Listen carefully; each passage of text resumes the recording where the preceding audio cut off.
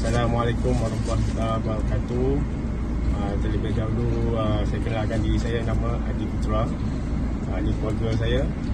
Kami daripada Selangor. Alhamdulillah kami guna ejen Abang Travel. Sebenarnya ni kali kedua saya dah guna Abang Travel ni lah.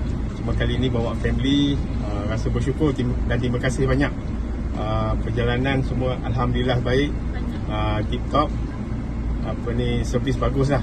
So saya recommend pada, kalau ni ada dengan kawan-kawan kan, saya akan cuba recommend lah untuk Abang Travel ni. So terima kasih banyak. 3 hari perjalanan, Alhamdulillah dapat pergi hampir 99% lah.